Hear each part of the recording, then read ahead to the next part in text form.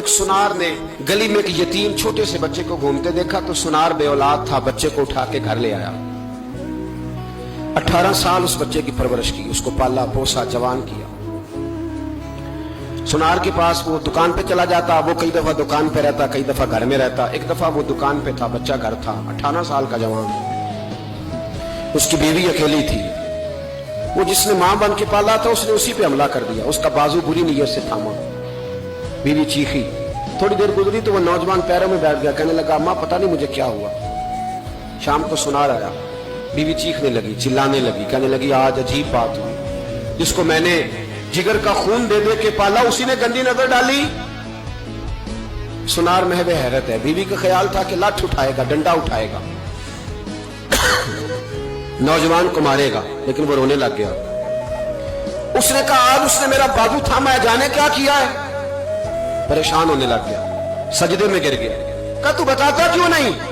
تو وہ سنار کہنے لگا اس کی غلطی نہیں، 18 سال کے بعد آج مجھ پر بھی شیطان سوار ہوا تھا۔ ایک عورت آئی تھی، وہ اپنے بازوؤں میں چوڑیاں پہننا چاہتی تھی تو میں نے بھی گندی نظر سے ہاتھ ڈالا تھا، رب کریم نے مجھے فوراً اس کی سزا دی۔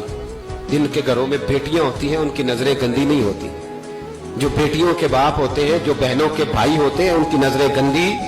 اور اگر تو ٹیلی فون کرتا ہے، تو کسی عورت کے ساتھ تعلق رکھتا ہے تو یہ بات لکھ لے، امام فخر الدین رازی 1، علامہ اسماعیل حقی 2، ملا جلال الدین رومی 3، امام خازن 4، امام جلال الدین سیوطی 5 حدیث کے استاد اور محدث لکھتے ہیں کہ اگر تو کسی پر گندی نظر ڈالے گا تو تیرا گھر بچ سکتا، یاد رکھ نہیں بچے گا، اس لیے کہ تیری نظر کسی کی بیٹی کو بیٹی سمجھ تاکہ تیری بچی کا پردہ قائم رہے، کسی کی بہن کو۔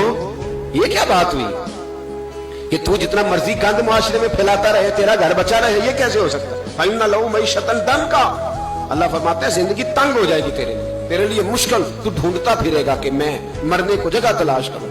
سچی توبہ کرے، کھری توبہ کرے، یہ گناہ انسان کو مجبور کر دیتے ہیں۔